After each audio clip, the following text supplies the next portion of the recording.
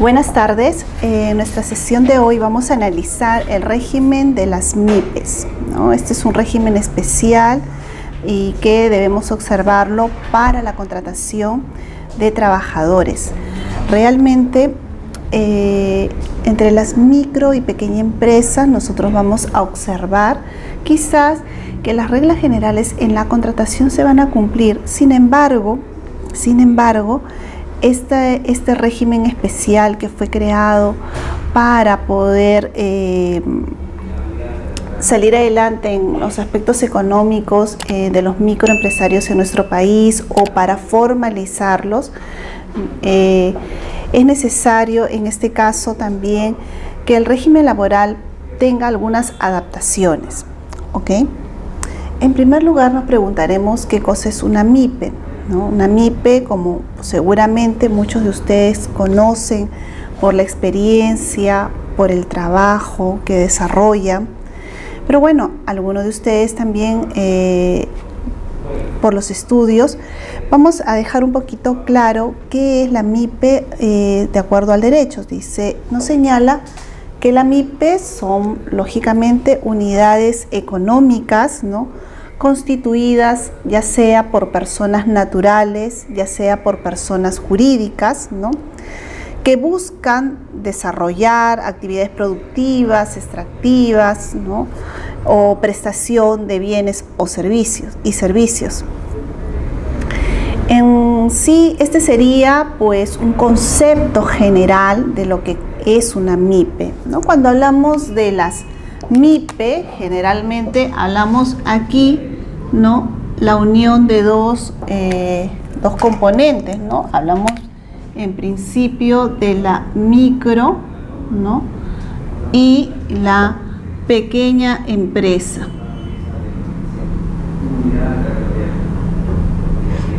Esto nos referimos al ámbito de estos dos tipos de organizaciones económicas, la micro y la pequeña empresa. Entonces, como observamos, tanto la micro como la pequeña empresa son unidades económicas muy pequeñas, son las básicas y la mayoría de organizaciones de las que se compone pues nuestro estado, ¿no?, nuestro país, y a la que últimamente observamos, ¿no?, que hay un gran empuje, un auge, ¿no?, por parte del Estado hacia este grupo económico. Bien, laboralmente vamos a ver el marco jurídico. Si bien este grupo económico ha tenido una serie de variaciones en cuanto a normativas, ¿no?, que amparan su forma de trabajo, en lo relacionado al marco jurídico laboral, ¿no?, vamos a observar sobre todo dos normas. El Decreto Supremo número 013 del 2013 produce, que es el texto único ordenado de la Ley del Impulso al Desarrollo Productivo y al Crecimiento Empresarial. Este Decreto Supremo del año 2013 nos va a ayudar de manera general, y a la vez también vamos a contar con un reglamento, el Decreto Supremo número 008 del año 2008, reglamento del texto ordenado a la Ley de Promoción de la Competitividad, Formalización y Desarrollo de la micro y pequeña empresa y el acceso al empleo decente, ¿no? Esta es incluso anterior, del año 2008. Bien, bueno, una vez que hemos observado, ¿no?, lo que la norma puede ampararnos, tendríamos que verificar qué es lo que consideramos, ¿no?, dentro del estrato empresarial como micro y pequeña empresa. Para ello nos vamos a referir, ¿no?, a la Ley 30056, ¿no? En base a ella, ¿no?, se ha estratificado de acuerdo al promedio de ventas anuales valorizables a través de las UITs, ¿no?, a qué conocemos técnicamente como micro, pequeña y mediana empresa. Entonces decimos que aquellas unidades económicas cuyas ganancias anuales, ¿no?, se acercan o se encuentran entre las 150 unidades impositivas tributarias, las conocemos como las microempresas. Si la organización económica obtiene ganancias entre 150 y 1.700 unidades impositivas tributarias, nos estaremos enfrentando a una pequeña empresa. Y si las unidades si la ganancia se encuentra relacionada entre los 1.700 y 2.700 UIT, estaríamos frente a una mediana empresa, ¿no? Hay que destacar que la UIT, ¿no?, la UIT del año 2016 se basa en 3.950 soles, ¿no? 3.950 soles que nos hacen una cantidad de 592.500, ¿no? Esto expresado en cifras, estaríamos hablando de 592.500. El rango de una pequeña empresa se situaría entre 592.500 y 6.715.000.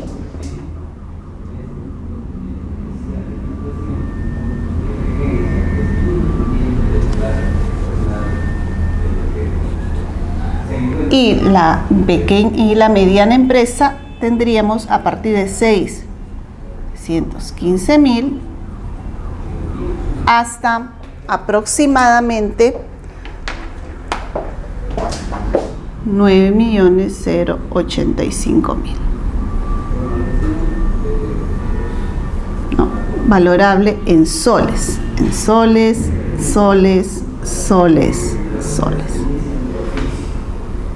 ¿No? Entonces,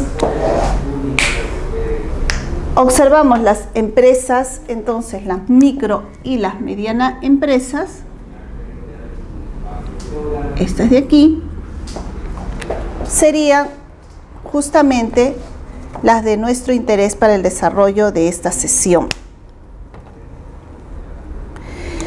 Vamos a observar a la vez, ¿no?, que no solamente basta con señalar realmente que esa es la cantidad económica a través de la cual, ¿no?, nosotros vamos a referirnos a cada una de ellas como micro, pequeña o mediana empresa, sino que sobre todo debe acreditarse.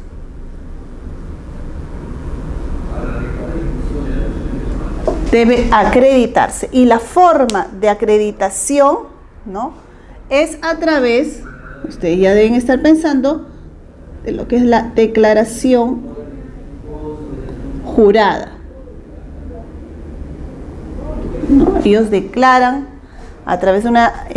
acreditan a través de la declaración jurada, ¿no?, que lógicamente está sujeta a fiscalización.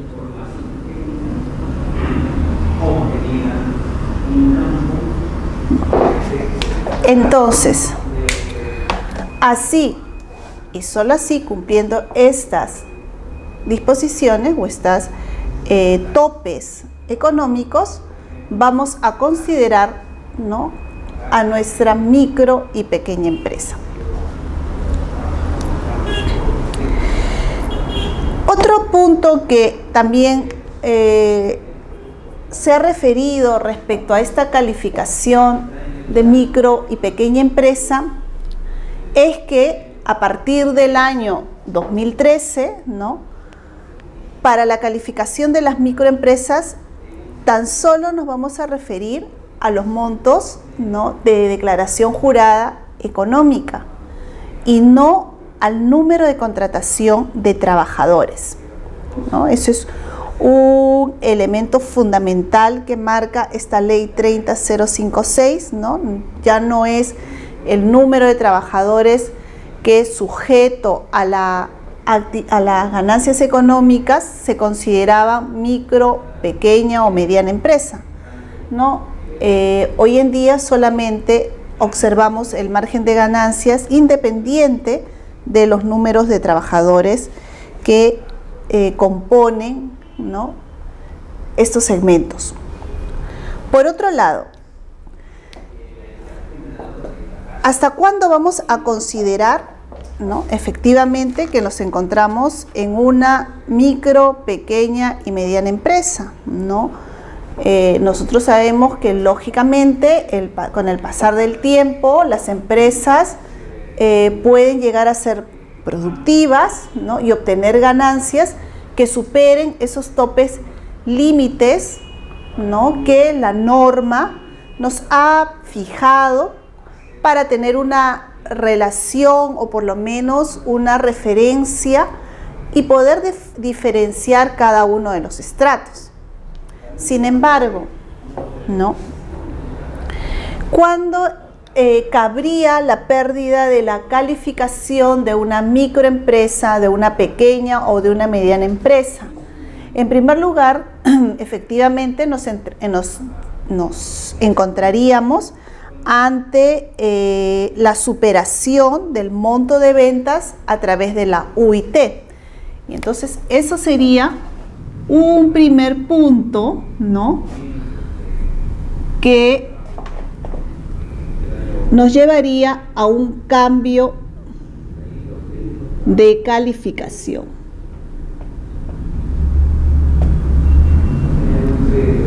Entonces, un primer punto he señalado es el incremento de ventas.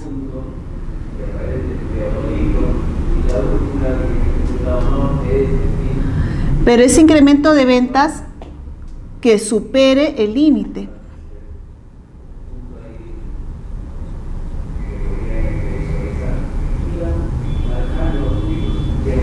Fijado, ¿no? El límite fijado por la norma.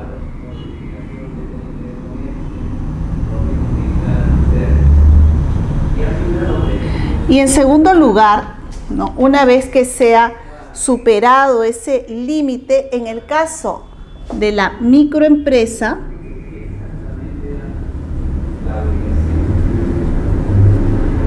la superación del límite debe ser por 2 años consecutivos.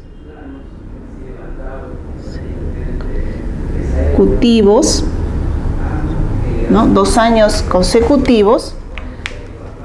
Si es así, la ley le otorga 1 año más, ¿no? 1 año más para que pueda mantener, ¿no?, 2 años consecutivos, le agrega, le dice, bueno, 1 año más, ¿no?, a esos 2 años consecutivos donde se han superado las ventas, para que pueda mantener el criterio de microempresa. En el caso de la pequeña empresa, ¿no?, estaríamos frente a un periodo similar de 2 años consecutivos de ganancias que superen los límites fijados en la norma, ¿no? Y una vez que se han superado ese periodo de 2 años consecutivos, la norma le establece un periodo de gracia o periodo de 3 años posteriores para seguir manteniendo como pequeña empresa, ¿no?, la calificación de pequeña empresa. Debemos decir que una vez superados dichos límites,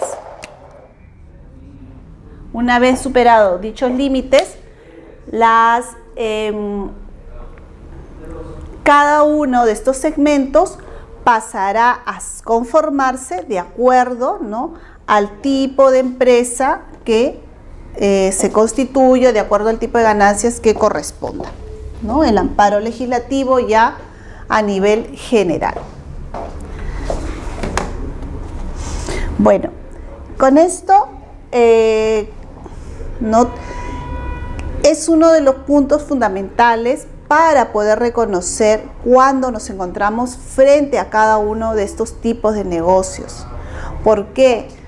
Es necesario y esencial empezar por esto, porque en base a ello nosotros, al realizar la contratación de los trabajadores, podremos observar, ¿no?, si nos encontramos frente a una microempresa, cuáles son, ¿no?, esos beneficios que puedan tener, que son distintos que si formasen parte del segmento de la pequeña empresa, ¿no? Bien,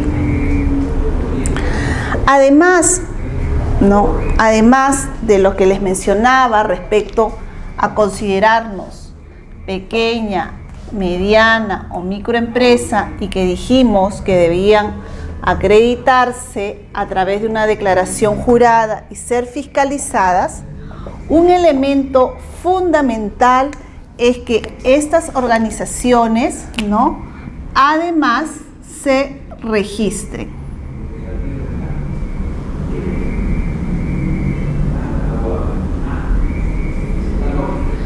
Además se registren como tales. ¿Y dónde lo hacen? En el REMIPE. No. Se registran en el REMIPE. ¿Qué es el REMIPE? El REMIPE es nada más ni nada menos que el registro, ¿no?, de la micro y pequeña empresa, ¿no?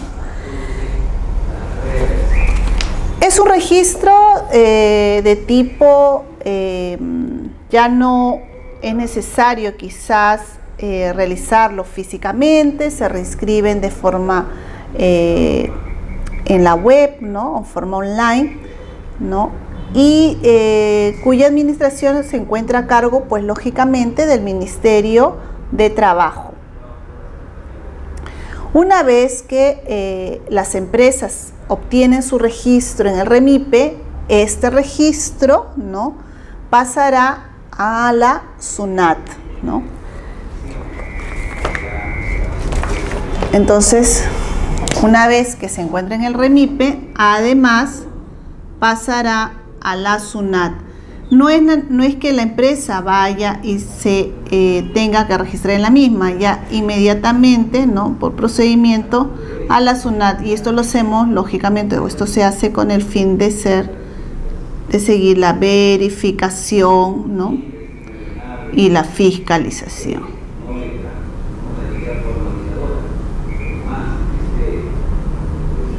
¿No? En fin de verificar, de fiscalizar, ¿no? Entonces, ¿cuáles son los pasos para realizar dicho registro, ¿no? Ese registro, lógicamente, al ser una pequeña o una microempresa, vamos a tener un número de RUC posiblemente, o su número de RUS, ¿no?, el usuario SOL, su clave SOL, ¿no? Van a registrar la empresa, ¿no?, van a registrar el número de socios y el número de trabajadores, y finalmente enviar la solicitud. Es un registro en línea, ¿no?, que no hay mayor complicación en cuanto a la realización, pero que sí es necesario en temas, ¿no?, de formalizar y se pueda fiscalizar, ¿no?, en qué tipo de empresa, ¿no?, nos ubicamos.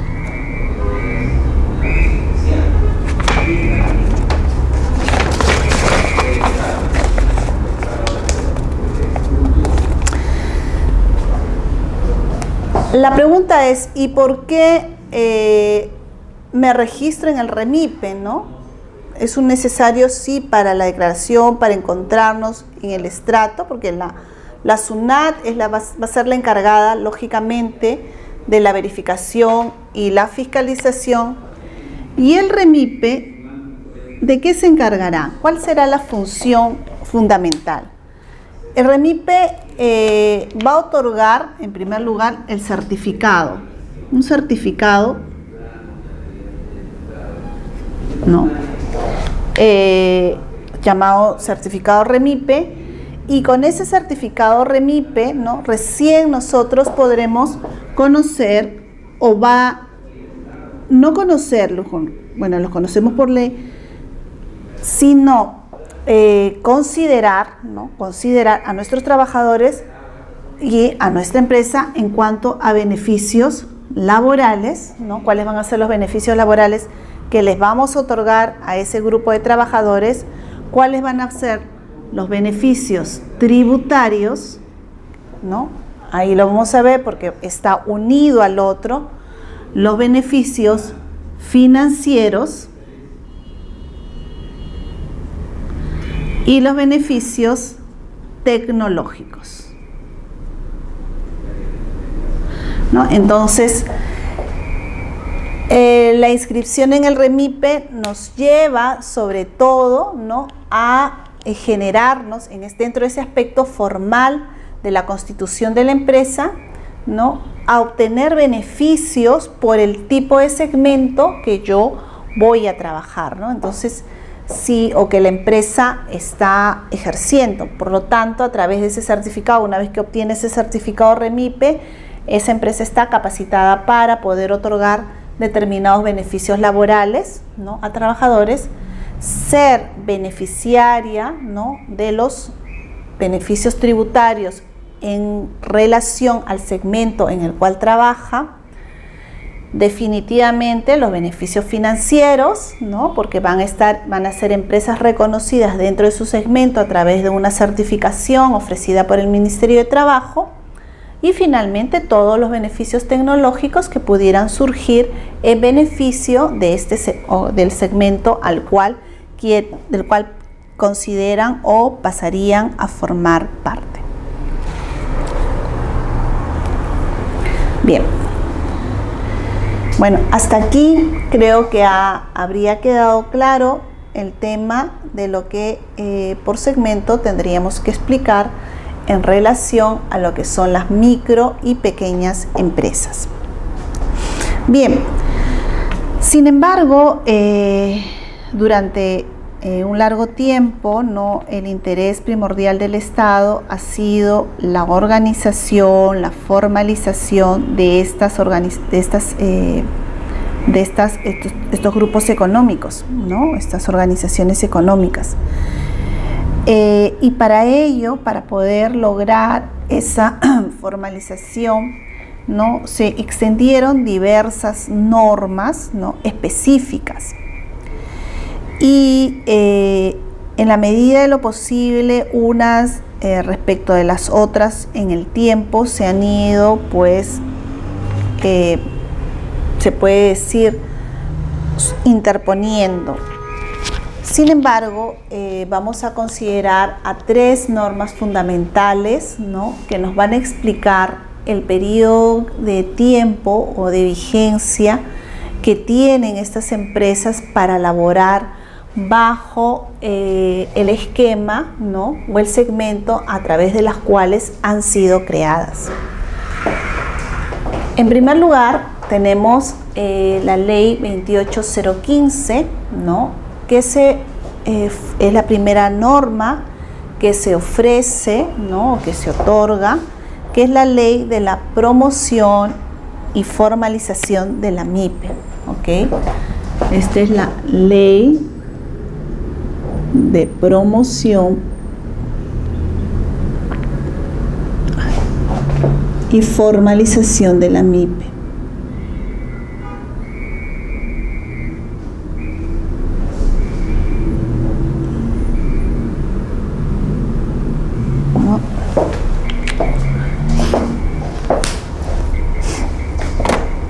Bien, esta norma que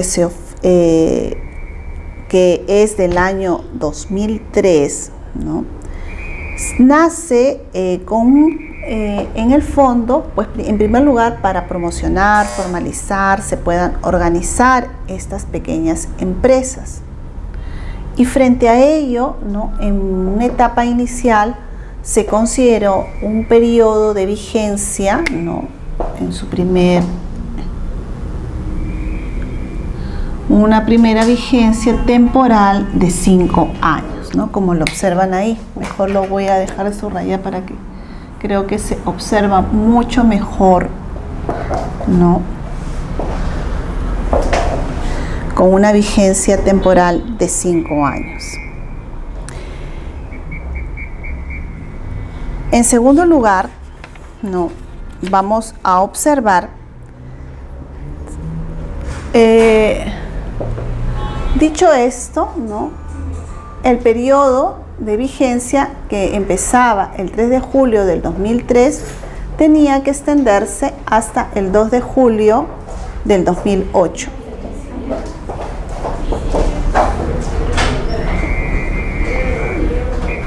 Y esa primera vigencia temporal era de 5 años. Sin embargo, ¿no? Sin embargo, en esa primera extensión de la norma se consideró a la vez, ¿no? En esos 5 años, algunos beneficios, ¿no? Que distinguían a los trabajadores de las microempresas en relación con los trabajadores del régimen general. Una de esas primeras características, ¿no? Encontramos que es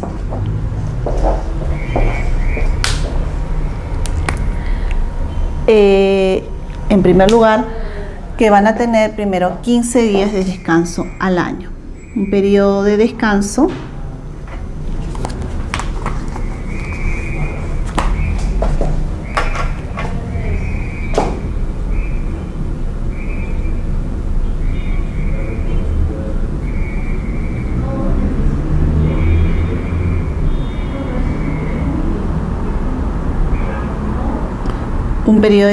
de 15 días, ¿no? En este otro beneficio que tenían, ¿no? Era no gratificaciones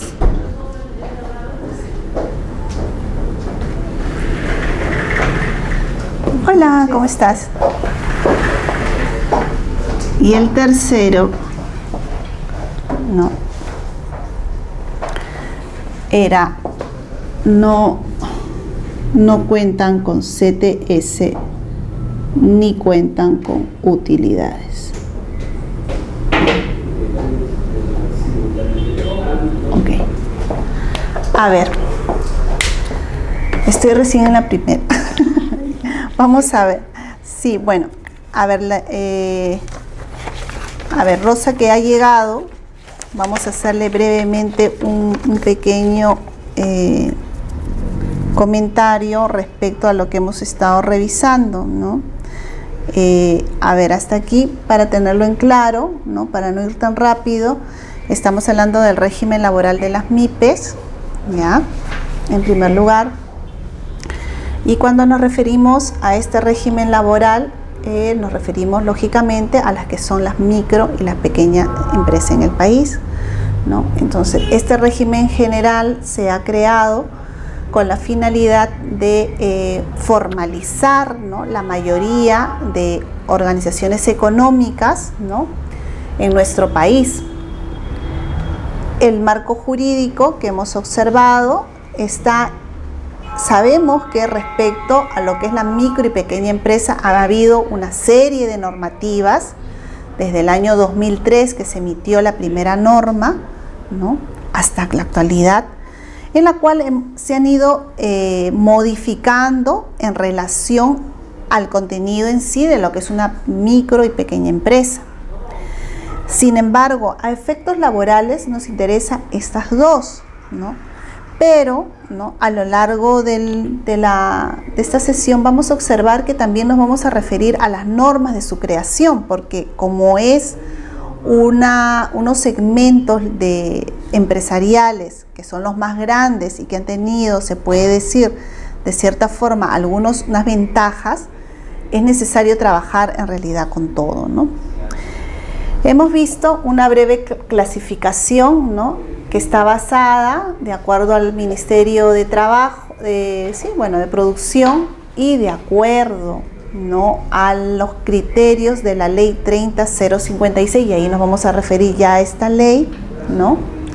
En cuanto a qué segmentos y a partir de qué contenidos económicos, ¿no?, vamos a considerar micro, pequeña y mediana empresa, ¿no? Y vamos a llamar microempresa aquella cuyo promedio, no vamos a hablar en el caso ya de la microempresa no de promedio, sino cuyas ganancias finales, ¿no?, al finalizar el ejercicio anual, sean iguales a 150 unidades impositivas tributarias, ¿no? Entonces, hemos hecho una breve conversión y esto nos sale a unos 592.500 soles, ¿ok?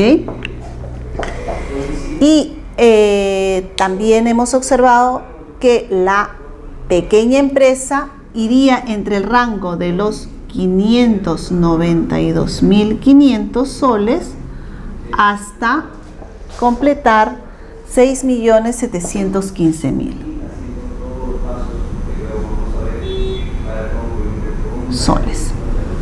Y ya la mediana de los 6.715.000 hasta poder lograr 9.085.000. ¿Ok? Bien. Entonces, esos serían esos segmentos.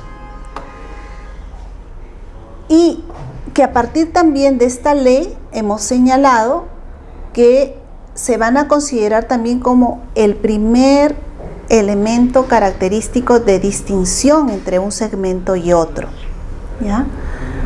Anteriormente se consideraba que para denominarse microempresa era necesario tener en cuenta el promedio de ventas, ¿no?, de 150 unidades impositivas más tributarias, más un número de trabajadores como mínimo, ¿no? Lo que hace esta norma es señalar, dice, no hay criterio en cuanto al número de trabajadores, solamente vamos a referenciar en cuanto a los niveles de ventas, de promedios de ventas anuales, ¿no? Dicho esto, ¿no?, nosotros podríamos decir, bien, ok, entonces estos rangos son topes y ahí no va a haber mayores cambios. Pero en la práctica vamos a observar, ¿no?, que lógicamente una microempresa no se queda ahí en ganancias, sino que con el tiempo las empresas logran superar las ganancias establecidas, ¿no? Esto es una referencia que la norma le señala. Y frente a ello, ¿qué sucede? Que pueden haber cambios en cuanto al segmento en el cual se encuentran. Es decir, si nace como una microempresa no significa que va a morir como tal, ¿no? Ni que si es una pequeña empresa no haya posibilidades de variación. ¿Y por qué hay estas posibilidades, ¿no? En primer lugar, porque sí, van a haber incrementos en cuanto a sus ventas, pero también pueden cambiar de segmentos y considerarse otro tipo de empresas y pasar a los regímenes generales. Y ahí es lo interesante, porque ahí vamos a observar que también los trabajadores tienen que gozar de los beneficios propios de la ley general. ¿Es así? ¿Cómo lograrían, en principio, sería la pregunta, el cambio de calificación, ¿no? Un primer criterio, ¿no?, es el incremento de ventas, que supere el límite fijado por la norma. O sea, un primero dice, oye, si vendes por encima de esto, lógico que ya no eres una micro, ¿no? Serás de pronto una pequeña o una mediana empresa. Ok, bien. En el caso de la microempresa, dice, bueno, si existen 2 años consecutivos en el cual, finalizado tu periodo anual, tú has obtenido ganancias superiores, ¿no?, te damos un margen de un año posterior más para que tú sigas manteniendo el régimen de microempresa. ¿Ok? El caso de la microempresa. Sin embargo, si tú eres una pequeña empresa y presentas ganancias consecutivas superiores, te vamos a dar un periodo de gracia de 3 años posteriores, ¿no? Y vas a mantener tu negocio en base a las normas de la pequeña empresa. ¿Ya? Entonces, eso es el criterio general. Ahora, ¿cómo se va eso a revertir para que realmente se considere? Porque se puede decir, yo no gano esa cantidad. O también puede decir, bueno, sí, estoy por encima y quiero pasar de un segmento a otro.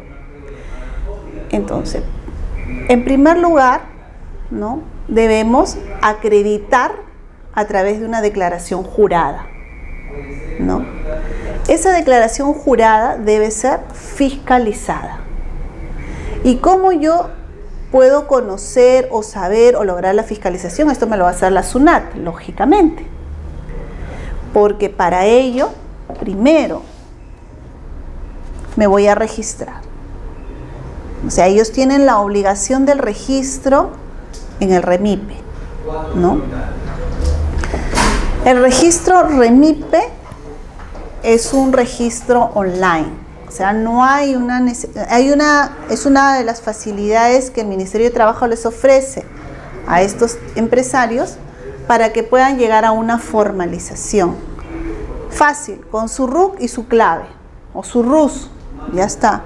Registran la empresa, registran los socios y registran los trabajadores y envían la solicitud. Una vez que hacen eso, ¿no?, ¿qué van a obtener? Van a obtener un certificado REMIPE. Ese certificado REMIPE es el primer punto a través del cual, o sea, unido a todos estos cánones económicos, me va a servir para decir, bueno, estoy identificada y estoy certificada como una empresa tal. ¿Ya? Y cuando tengo eso, ese certificado, ¿no?, recién voy a poder realizar, bueno, la contratación de trabajador lo voy a tener, pero lo que es sujetarme a los beneficios laborales establecidos para ese segmento laboral, con ese certificado. ¿Qué más voy a poder obtener? ¿No? Beneficios tributarios. Obviamente, si no los tengo, si no me he registrado, no debería obtenerlo. Voy a obtener beneficios financieros y los tecnológicos si los hubiera para la mejora del segmento. Ahora, nosotros además sabemos que si se registra en el REMIPE, ¿no?, la operación siguiente, o sea, el REMIPE va a informar a la SUNAT para que verifique y fiscalice.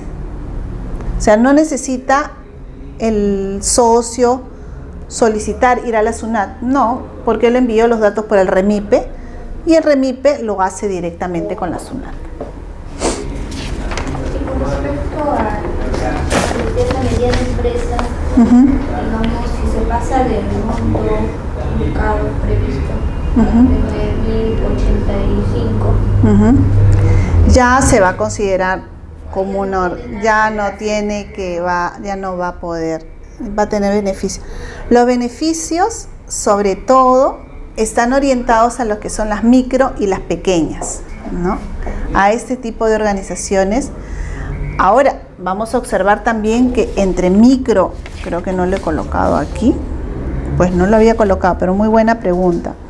Entre micro y pequeña empresa hay algunas exclusiones, porque no solamente basta, o sea, en principio es necesario cumplir con los aspectos de ventas y con los aspectos que la norma señala para su constitución. Pero, por ejemplo, también sabemos que son organizaciones que pueden estar formadas por personas naturales o personas jurídicas, o la mezcla de ambas. ¿Esto qué quiere decir? Que si existe algún grupo económico, ¿no?, que se constituye en una MIPE, o sea, que constituye una pequeña organización económica, no necesariamente va a ser una MIPE, ¿no? Entonces, eso también hay que tener en cuenta aquí, esos pequeños detalles, porque Esto también surge porque hay muchas organizaciones, ¿no?, muy grandes que crean pequeñas organizaciones, pero que están directamente anexadas a otros capitales, ¿no?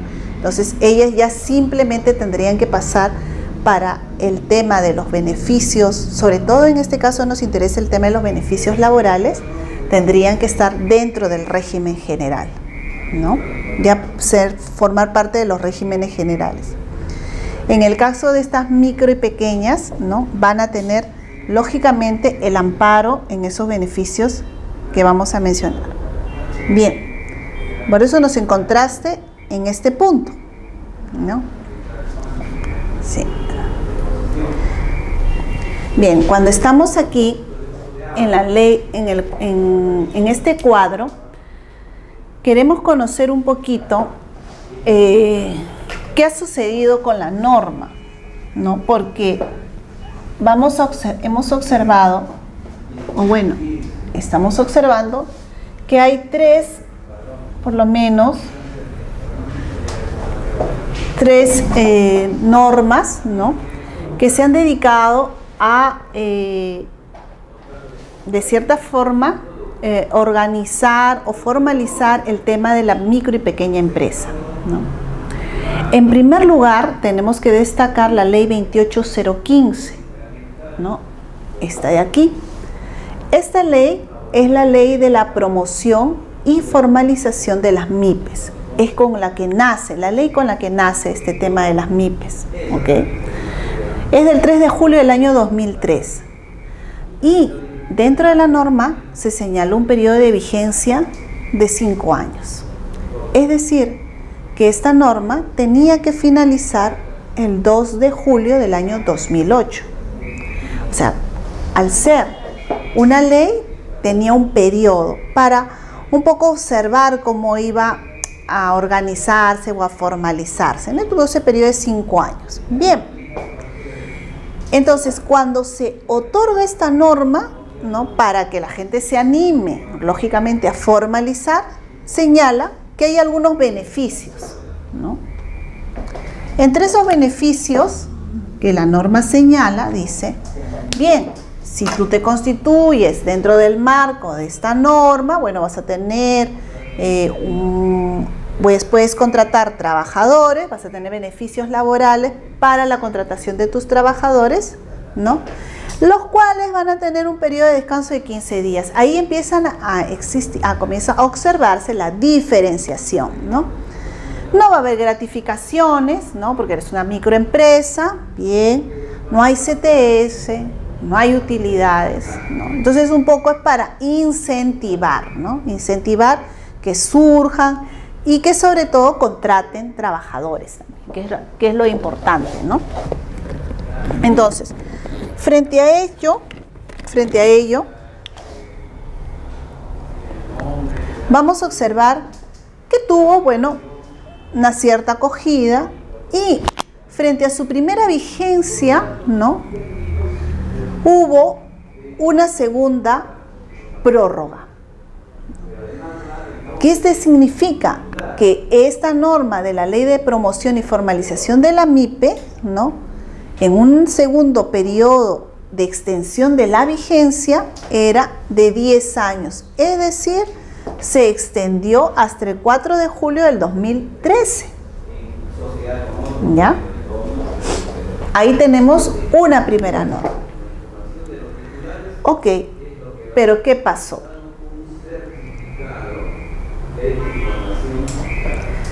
Que el 1 de octubre del 2008 surge un decreto legislativo, el 1086.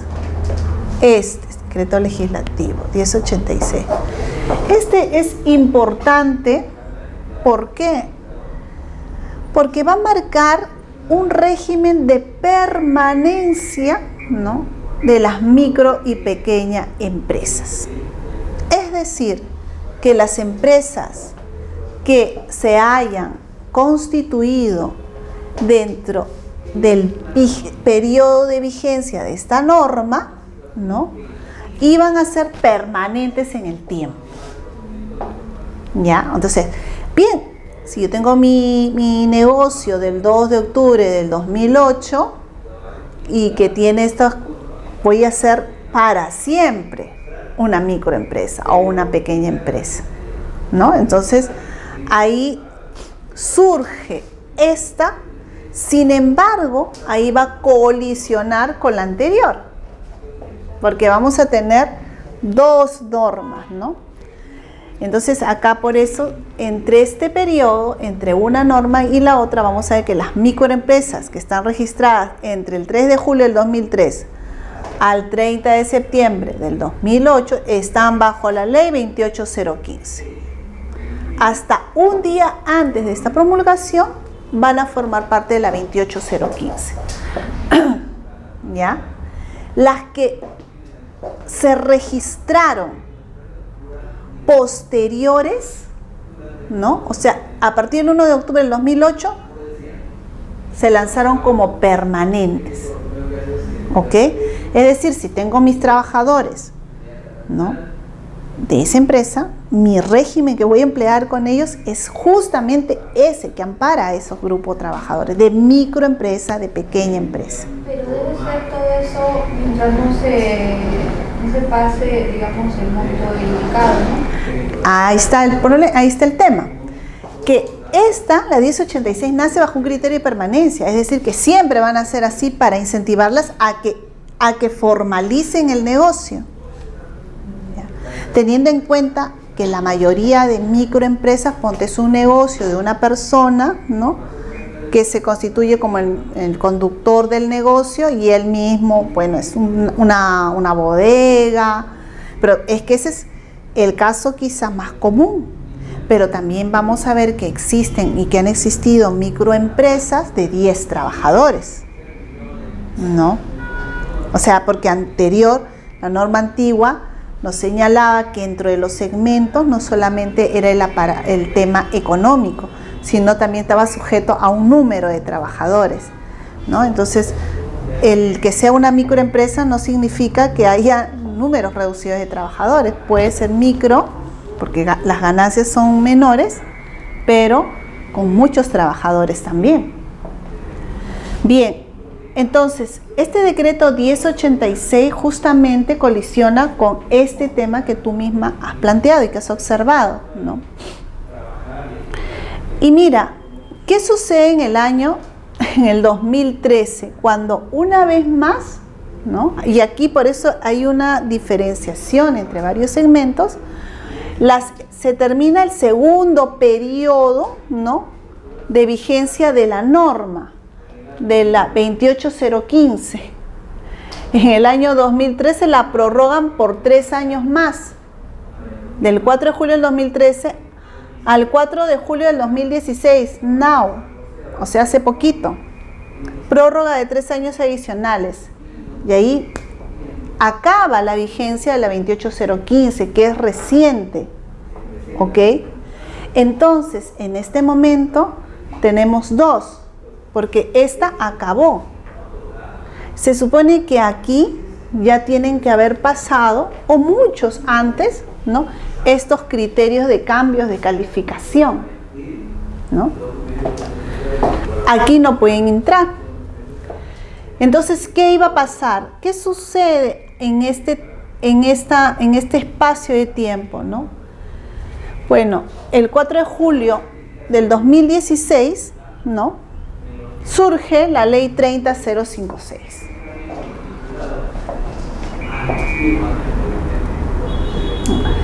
Y con la ley 30056, ¿no?, una vez que se termina la 28015, ¿qué señala la 30056? En primer lugar, plantea, dice, no hay número de trabajadores, lo que expliqué al comienzo, valemos por las ventas.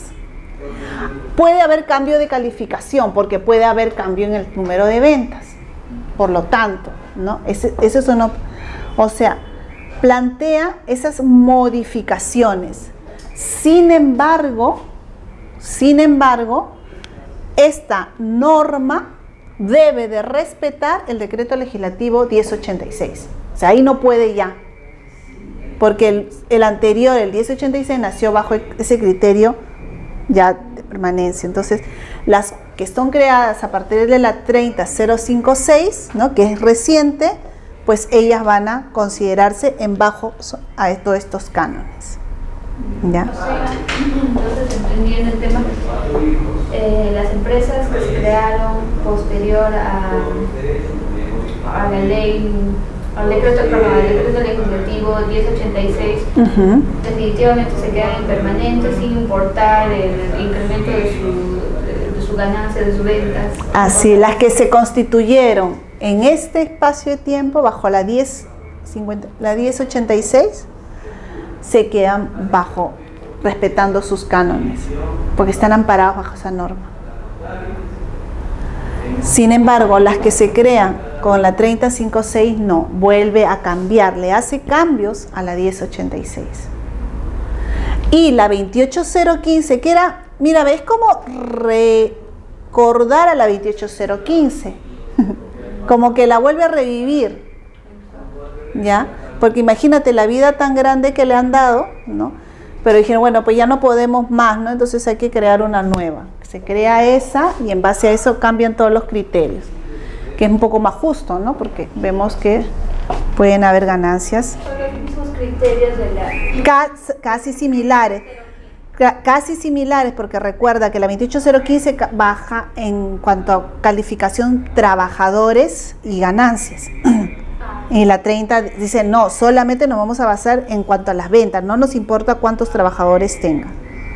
¿Ok? Eso en sí se puede decir que es el punto crítico, ¿no? Entonces, cuando a estas personas, los trabajadores, ¿no?, que están en estas empresas, ¿no?, vamos a observar que ellos van a presentar, oye, pero este también trabaja en una microempresa, ¿y por qué la diferenciación? La diferenciación está aquí, nada más ni nada menos que está ahí en la norma. Bien, vamos a ver entonces, ¿cuáles son los beneficios?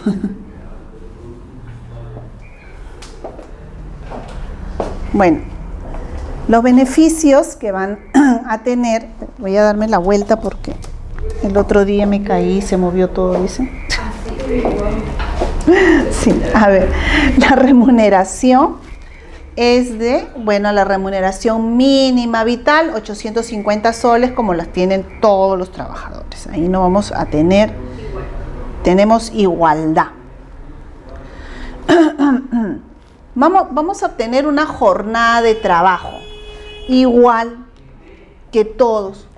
Vamos a tenerlas 48 horas. Vamos a tener el horario de 8 horas. ¿Ya? Ahora, mira, si observamos el punto 1, el punto 2 y el punto 3, ¿qué podríamos decir?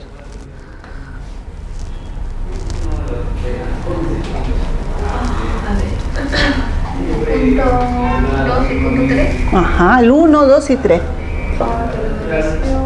La remuneración mínima te dicen que es 850, la jornada de trabajo es de 48 horas y el horario de trabajo es de 8 horas. El horario de trabajo, bueno, diario, ¿no? Máximo son las 8 horas. Los tres primeros, ¿qué nos indica?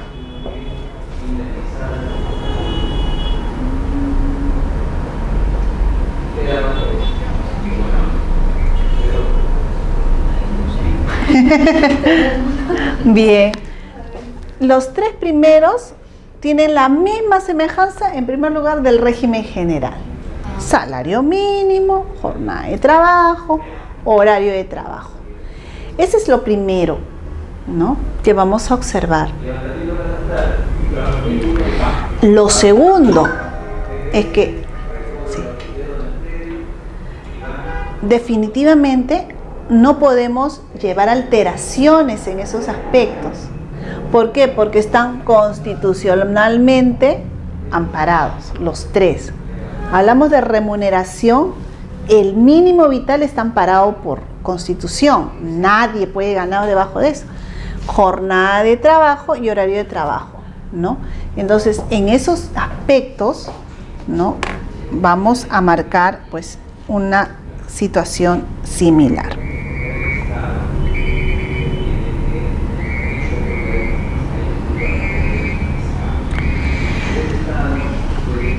Vamos a ver, el trabajo de sobretiempo, los descansos, ¿no?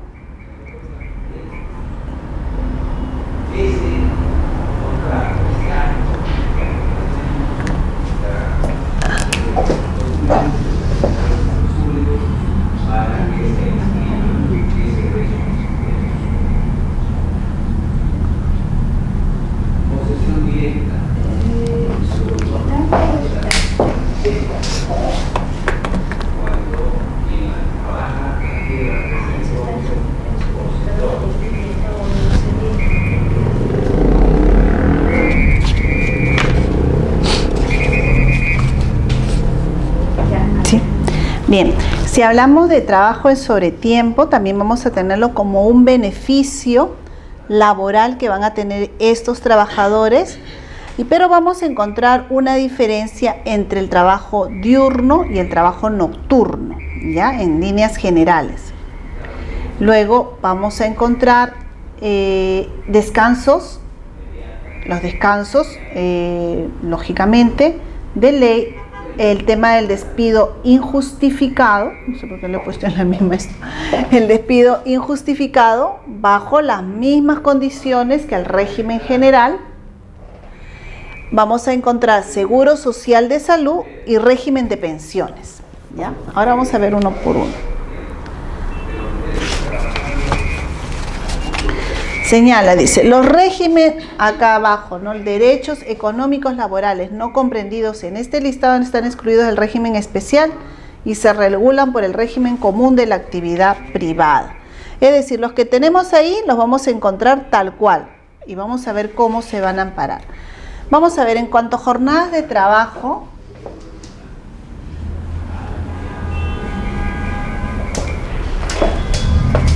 vamos a tener 8 horas diarias como máximo, las 48 horas semanales, ¿no? Y en el caso de las microempresas, ¿no?, vamos a tener sobretiempo en caso de jornadas diurnas. Se entiende, porque si no tenemos especificidad, o sea, no tenemos nada específico sobre ese tema, se entiende que se encuentran dentro de los beneficios, ¿ok? Sin embargo, en el horario nocturno no hay aplicación de la tasa de nocturnidad. Es decir, nosotros sabemos que el salario nocturno se le aplica una tasa del 35%, ¿no?, al salario mínimo vital, pero en este caso no se le va a aplicar la tasa. Es decir, gana lo mismo si es en el caso del mínimo, porque es un beneficio que obtienen en el caso de las microempresas, ¿no? Bien. A ver, respecto al tema del descanso, ¿no? En cuanto al tema del descanso, vamos a encontrar, ¿no?, lógicamente las mismas similitudes. Es necesario, por más que sea micro o pequeña empresa, es necesario el descanso semanal obligatorio. No se especifica fecha, o sea, día de la semana específico. Puede ser hostelería, restauración, y ellos trabajan domingo y descansan el lunes, ¿no? Entonces, la necesidad del descanso obligatorio de la semana, eso sí se establece por ley. Los feriados se van a manejar de acuerdo al régimen común. Es decir, vamos a tener Navidad, van a tener 1 de noviembre, ¿no?, 1 de mayo, 28 y 29 de julio, ¿no?, como los feriados, ¿no?, del régimen común. En cuanto a la diferenciación que vamos a encontrar es el periodo vacacional, ¿no? Estos trabajadores van a tener un periodo de 15 días de descanso de vacaciones, ¿no? Y por acuerdo la reducción de 7 días y 8 de compensación. Es decir, se descansa el total de 15.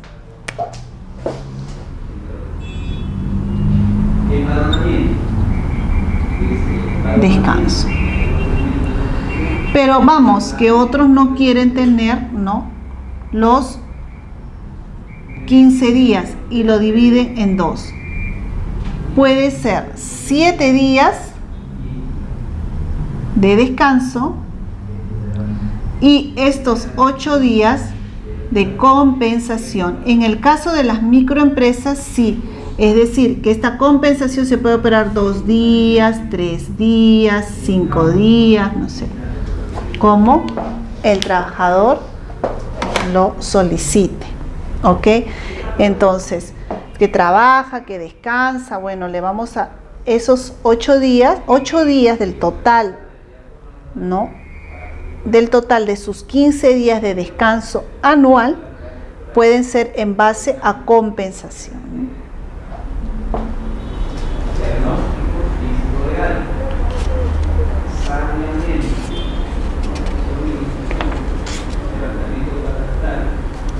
Vamos a ver. O sea, compensación, disculpe, es pago, ¿no? El pago de... Efectivamente. O sea, 7 días nada más descansa y los otros días los puede, como se dice, comprar la empresa, pagarle, puede pagar 3 días, 2 días, descansa. Esos 7 días puede jugar, ¿no? Es un margen de juego que pueden hacer, ¿no? Puede también trabajar 5, pagarle 3, ¿no? Ya ese es el margen que tienen ahí.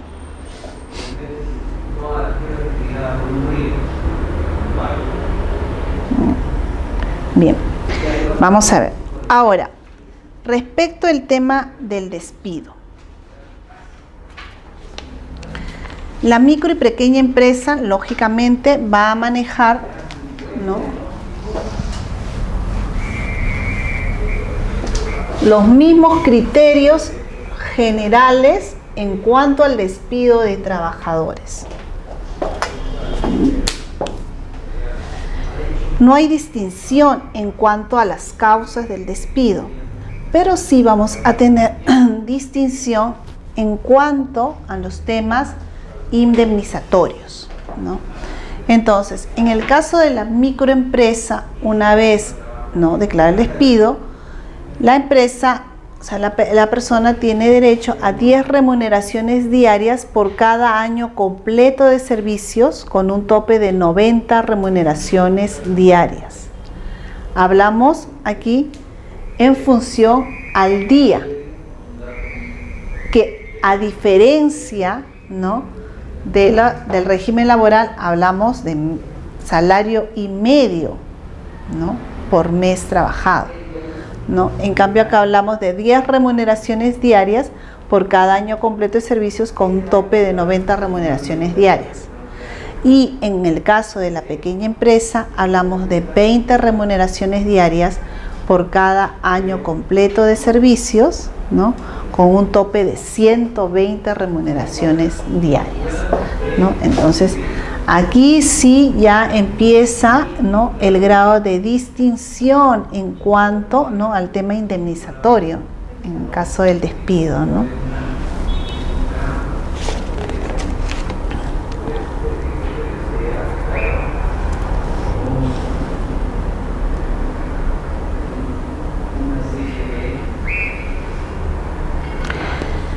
A ver, si observamos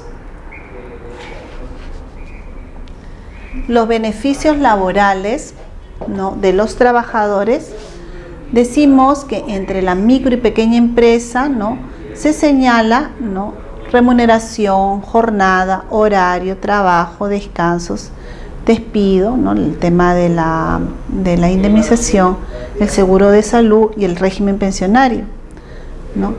Y nos dice, los derechos económicos no comprendidos en el listado están excluidos del régimen especial y se regulan por el régimen común de la actividad privada. ¿Qué beneficio no lo encontramos?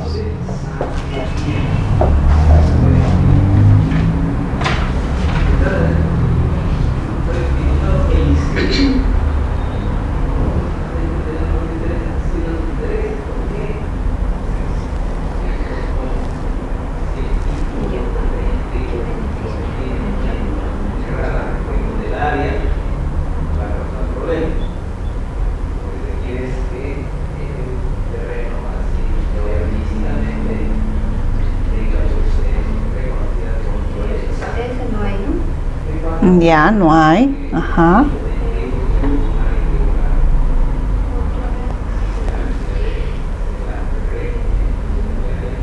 Uno que se relaciona con sus ganancias. Las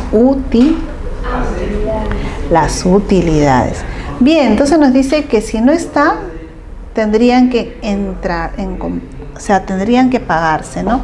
Efectivamente, las utilidades se pagan, ¿no? Pero en el caso de las microempresas, dice, si supera 20 trabajadores,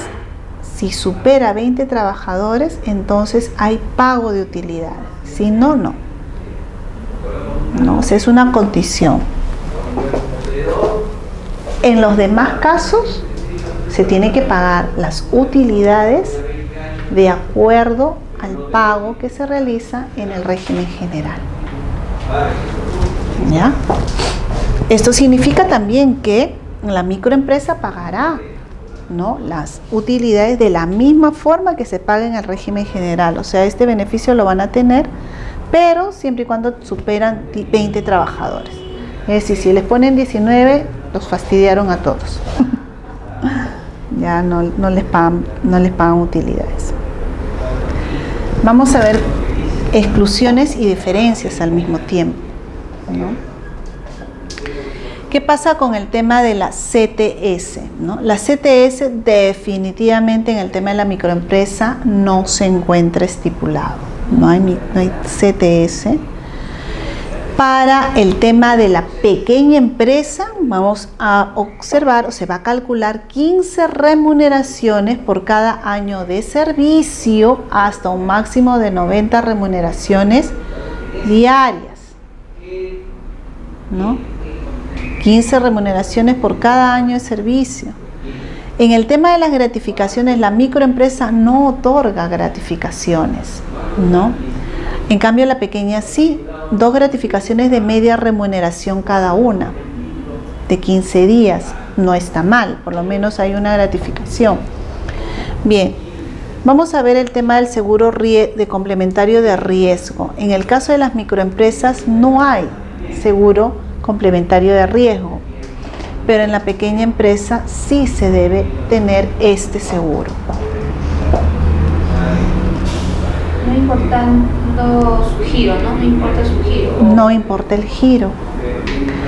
El seguro de vida ley, en la microempresa no hay seguro de vida ley. En la pequeña empresa sí.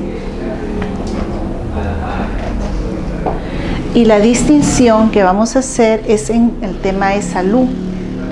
Para la microempresa está bajo el amparo del SIS y para la pequeña empresa bajo ESALU. ¿Ok? Entonces, ¿por qué se creó el tema del SIS? Porque en principio no había este tema, ¿no?, del seguro, y el tema de salud lo vamos a ampliar, ¿no?, porque el tema de salud sí es muy importante. El tema de salud definitivamente se otorga en el caso de la microempresa, pero es un seguro, es un tema que está subsidiado por el Estado, porque si observamos el tema del SIS, vamos a observar que ahí hay una gran participación por parte del Estado en este tema de la salud, ¿no? Entonces, es un aporte, ¿no?, que se hace para la formalización de las microempresas, ¿no?, y que el Estado de alguna forma pues colabora.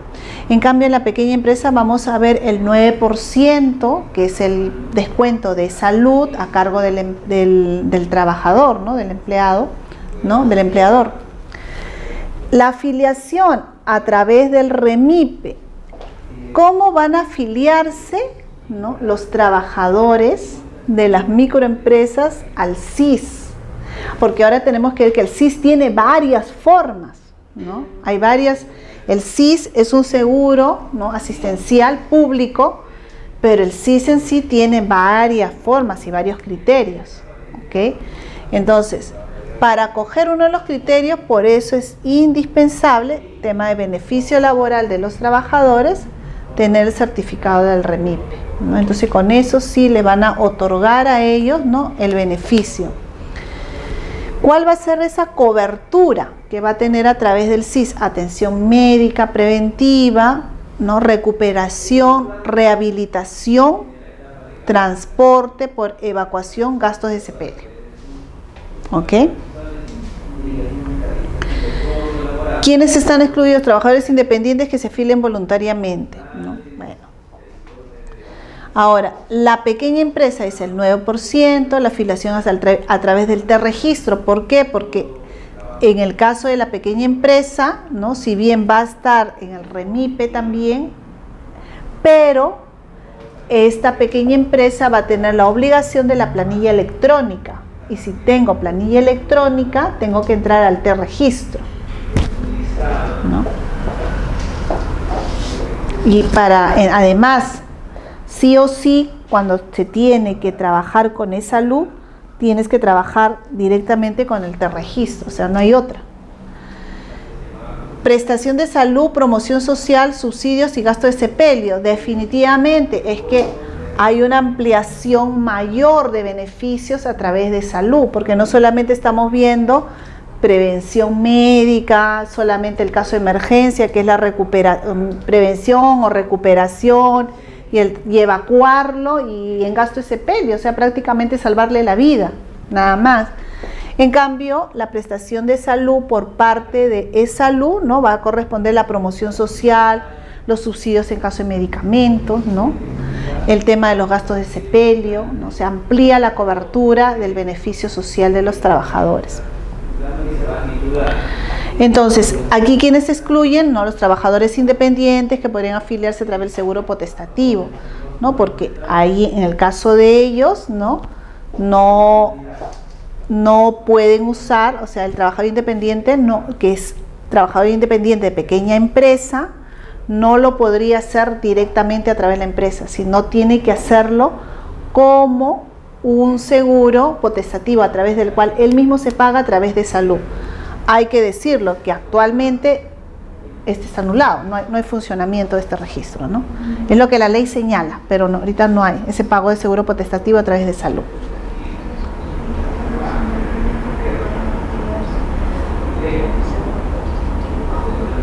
Ya, e-salud, igual que SIS, tienen varios programas, ¿no? Entonces, en e-salud, uno de los programas que para el tema del pequeño, es que justamente aquí tendríamos que observar qué tipo de empresa es.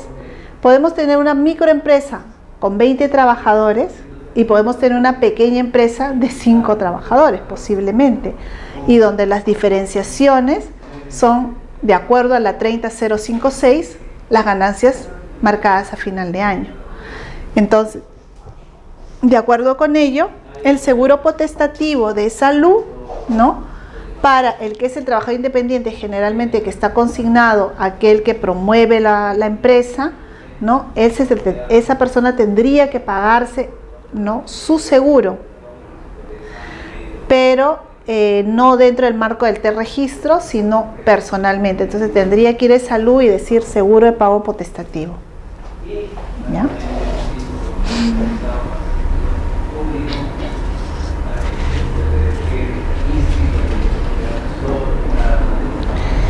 Vamos a ver el tema de las pensiones.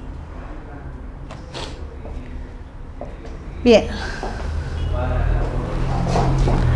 En el tema de las pensiones, el tema de la microempresa, vamos a tener que se trabaja con el régimen obligatorio, ¿no?, para trabajadores y conductores de la micro y pequeña empresa con más de 40 años al 1 de agosto del 2013. En el régimen de la microempresa vamos a ver que hay dos regímenes, ¿no? Uno es el obligatorio, que tienen que sí o sí, y un potestativo, ¿ya? Sin embargo, ¿no? Tenemos que marcar aquí la pauta que aquellas personas con más de 40 años que tengan al 1 de agosto del 2013, ellos tienen la obligación, ¿no?, de incorporarse en el régimen de pensiones.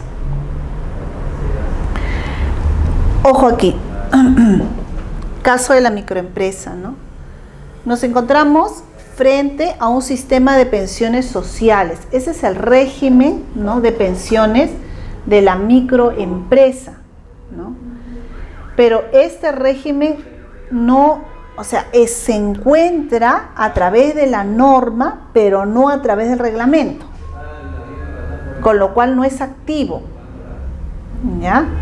Entonces, ellos deberían aportar, ¿no?, o sea, a este sistema especial de pensiones, pero no hay un reglamento, por lo tanto, hasta el momento ellos van a, si aportan, ¿no?, en el momento que están aportando, solamente se está haciendo a través de ONP o AFP, igual que los demás, ¿no? Pero no a través de este sistema de pensiones sociales, porque no está activado. El aporte, en cuanto a las pensiones de la microempresa, el aporte, o sea, cuando se paga, ¿no?, lo asume el trabajador y el Estado, ¿no? ¿Cuánto paga el trabajador? El trabajador paga un 4% de la remuneración mínima vital, ¿no?, con un máximo de 12 aportes al año. Esos son sus topes que aporta el trabajador a este sistema. Y por otro lado, aporta el Estado, y el Estado lo hace una vez al año, lo hace en enero, ¿no? Al inicio de cada año hace el aporte, ¿no?, del trabajador en cuanto al sistema de pensión. Entonces se dice pues que es la suma de ambos lo que va a dar o lo que va a culminar con ese tema. ¿El porcentaje del Estado? El porcentaje del Estado es por ley, en ese momento no lo tengo, pero es un porcentaje que ellos contribuyen, ¿no?, lo que señalan un monto para el tema de la microempresa. Luego, existe un registro individual del afiliado a través del cual, ¿no?, se va a dar las características principales, el trabajo, la empresa, los descendientes, los ascendientes, es toda una ficha igual que se inscribe, se suscribe a través del sistema de pensiones que tenemos nosotros, ¿no?, en el régimen general. ¿Y qué tipo de pensiones van a obtener, ¿no? Solamente obtienen jubilación, invalidez y sobrevivencia, ¿no? En el tema de la sobrevivencia, ¿no?, va a estar lo que es el tema, lógicamente, de la viudez y la orfandad, ¿no? ¿Hasta cuándo la viudez? Hasta que la viuda o el viudo, no contraiga nuevas nupcias. Y en el caso de la orfandad, hasta que cumpla los 18 años el menor, salvo que esté declarado incapaz, ¿no? Entonces, en esos casos va a continuar percibiendo la pensión de orfandad.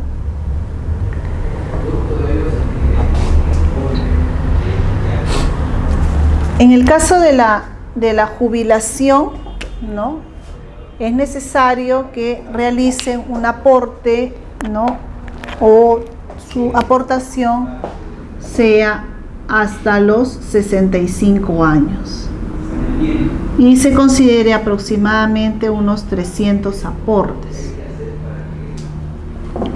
Se contabiliza un aproximado de 300 aportes. También se va a tener en cuenta, ¿no?, si pudo aportar montos adicionales, ¿no?, para poder generar, ¿no? Hay una, ¿cómo se llama? La cuenta o cuota individual. Hay una cuota individual que una participación individual, ¿no? Que se agrega, se puede sumar, ¿no? Para que sea mayor la pensión de jubilación del trabajador. Puede, en el caso de la micro nada más. Sí, igual se va a encontrar en la pequeña empresa, ¿no? Pero existe también en el caso de la microempresa, o sea, existe esa posibilidad.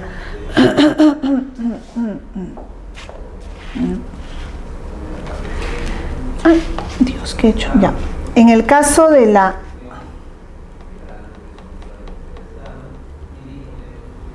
Ya. En el caso de la pequeña empresa...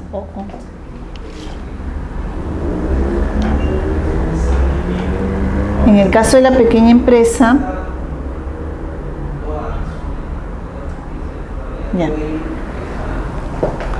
Hablamos de un régimen obligatorio para trabajadores y conductores. Conductores son las personas que se constituyen, se puede decir el empresario, ¿no? Pero en el caso de las pequeñas y las micro incluso no les vamos a hablar de empresarios, sino de conductores de empresas, ¿no? Por eso que tienen la misma denominación. En el caso de la pequeña empresa, sí se establece directamente su ingreso al sistema nacional o al sistema de privado de pensiones, ¿no? Se llama ONP o AFP, ¿no?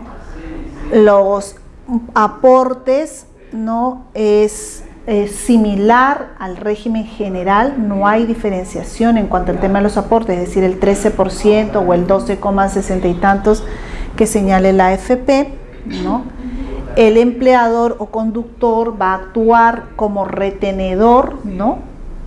del aporte, ¿no? Se va a trabajar a través del tema de la planilla electrónica, que ya lo está trabajando a través de este registro para el tema de salud, ¿no?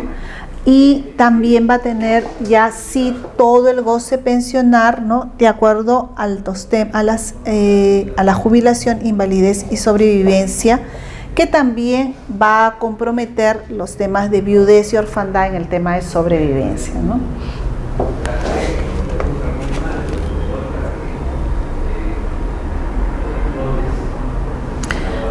Entonces, se puede decir que entre ambos, ¿no? Ambos sistemas, ¿no? Es el tema de la pequeña empresa el que más va a ir ajustándose o se ajusta más al régimen general, ¿no es así? Salvo pequeñas distinciones, en realidad son mínimas las distinciones que en este momento existen, ¿no? Y se puede decir que toda la atención se ha centrado en el tema de la microempresa. Ahora bien, por ejemplo, en el tema de la microempresa, en el caso tanto de pensiones como salud, ¿no? Una de las consultas más requeridas es conocer si en las generalmente en temas de microempresas, ¿no? Si los familiares de los conductores pueden considerarse en planillas o constituirse como trabajadores, porque como sabemos, ¿no? Los familiares no necesariamente por ley están considerados como trabajadores dentro de la empresa. Sin embargo, en los casos de las microempresas, ¿no? Para poder iniciar tanto un régimen de aportaciones de salud como de pensiones, en el caso de las microempresas sí se consideran, pero se tienen que validar, ¿no? A la esposa del conductor, ¿no? O a los hijos, ¿no? A través de los certificados como trabajadores de la propia empresa, ¿no? Entonces, a través de esa situación, sí o sí, pueden ellos formar parte, ¿no? Como trabajadores y aportar al régimen de pensiones. Ahora bien, también la microempresa actualmente se está considerando para el tema de las organizaciones vecinales, ¿no? Las asociaciones de vecinos y en el marco de la organización civil. La ley es totalmente expresa en ese sentido, ¿no? ¿Y por qué? Porque observamos que cada vez más, ¿no?, se encuentra el tema de la informalidad en la contratación de personas. Si las asociaciones de vecinos, las juntas vecinales, ¿no?, las asociaciones de las juntas de propietarios, ¿no?, en ¿cómo le llaman?, en los condominios, ¿no?, contratan, generalmente se observa la contratación de jardineros, de vigilantes, ¿no?, o limpiadores de zonas comunes, de áreas comunes, ¿no? La ley señala que en estas tres situaciones deben considerarse contrataciones bajo el régimen de la microempresa. ¿Ok? Entonces, al vigilante, ¿no?, de las calles, ¿no?, de la Junta de Vecinos, tienen que realizar el registro para que pueda tener beneficios esa persona. ¿Ok? Beneficios laborales, ¿no? Entonces, de esta forma, esas asociaciones de vecinos, juntas vecinales, puedan formalizar la situación laboral de estas personas.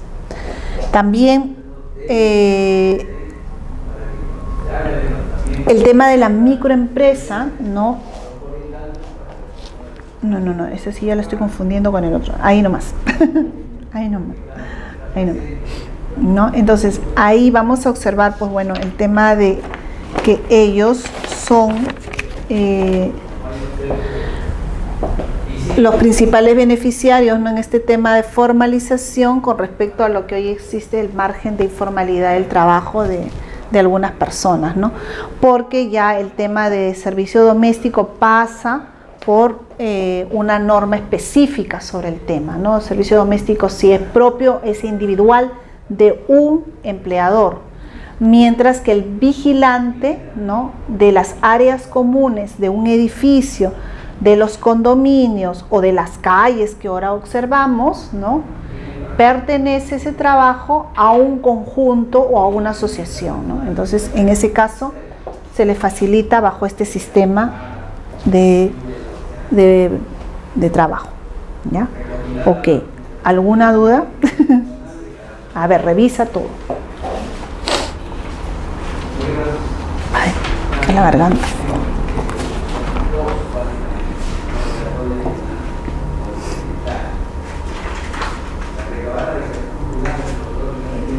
Las CTS de pequeña empresa Ya.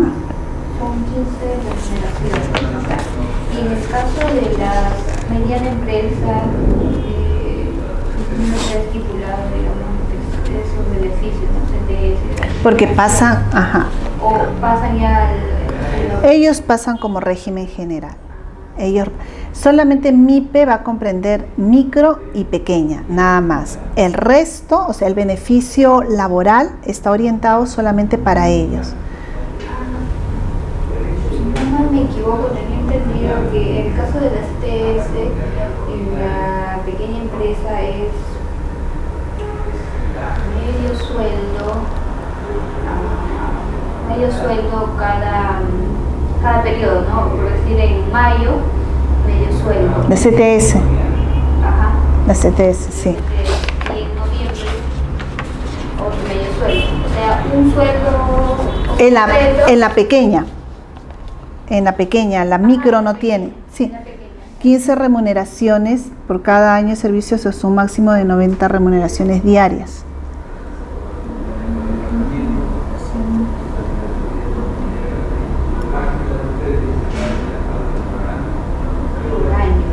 Uh-huh. Ya.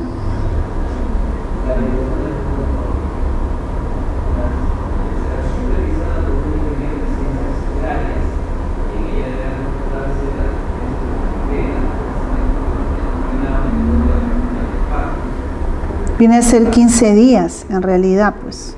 Claro, ¿no? Porque es... Uh-huh.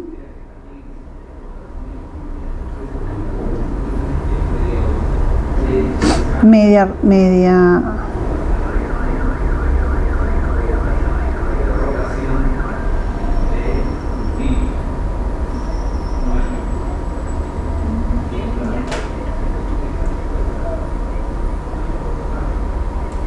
¿Sí? ¿Sí? Ah, ya.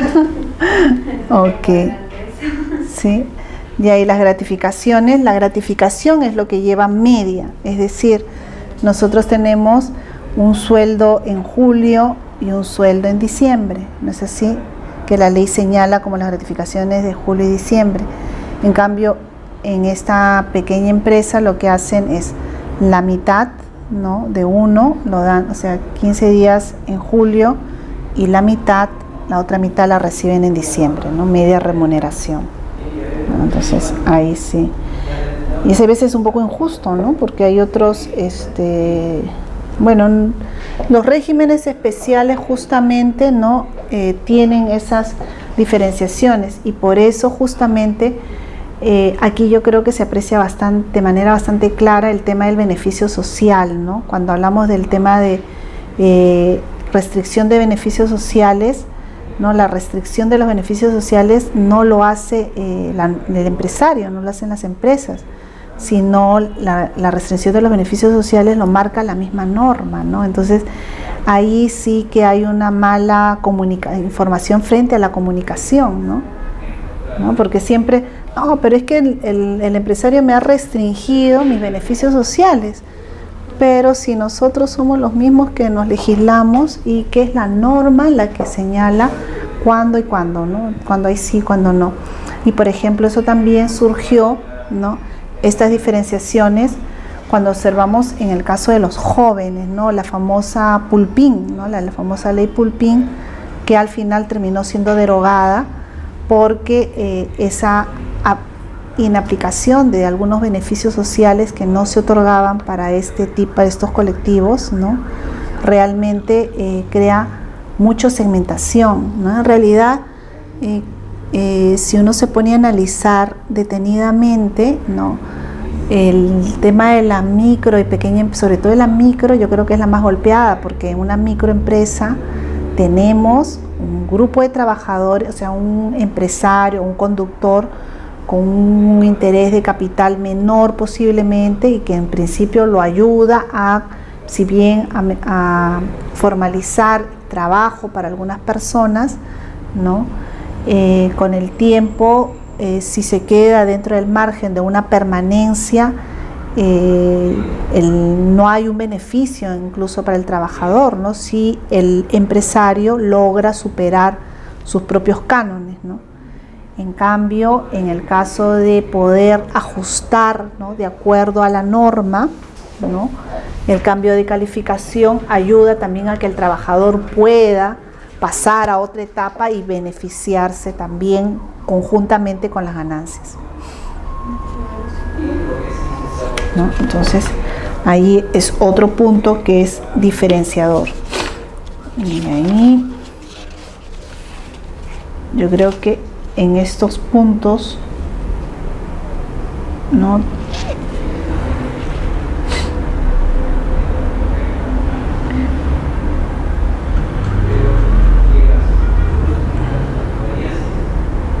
Luego, porque hacer los cálculos, ¿no? Los cálculos en cuanto a lo que son los beneficios sociales son los mismos, o sea, vamos a hacer los mismos cálculos para encontrarle la gratificación, vamos a hacer los mismos cálculos para la utilidad, los mismos cálculos para en los pagos de horas extras.